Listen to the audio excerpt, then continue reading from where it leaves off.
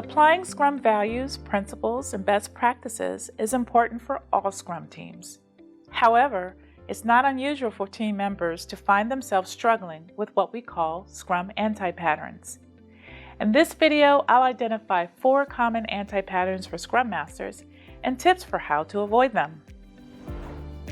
Scrum Anti-Pattern number 1. The Scrum Master acts as a personal secretary.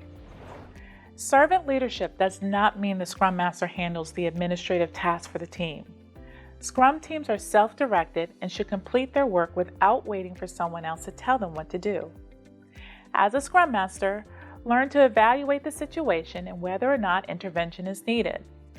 The team should only ask for intervention if there is a true blocker. Scrum Anti-Pattern number 2. Assigning work to the team. It's easy to fall into the trap of assigning work to team members, and there are many excuses for doing so. Scrum Masters should never assign work to team members. Instead, the Scrum Master should encourage ownership of the work by allowing the team to self-select stories they'll work on. If no one steps forward, practice asking probing questions like, why? Or do we have the skills to complete the work? Through discussion, the team should be able to determine who will be accountable for the story.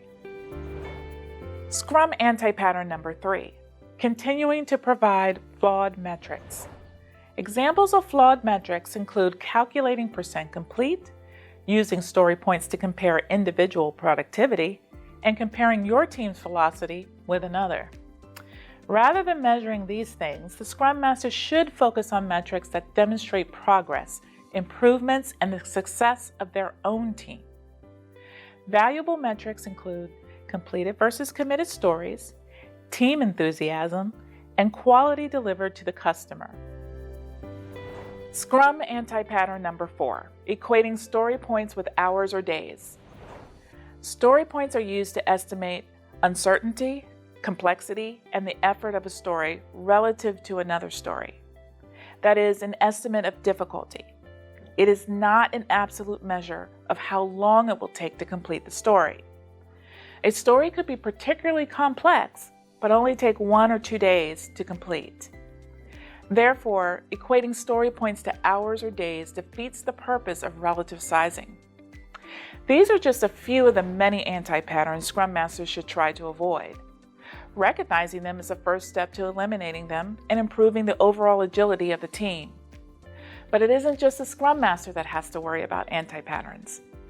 Check out our other videos on anti-patterns from the team and the product owner perspectives. Thank you for watching this video on Scrum Anti-Patterns. Watch the other videos in the Embrace Lean-Agile series to learn more about the value of Lean-Agile for your team.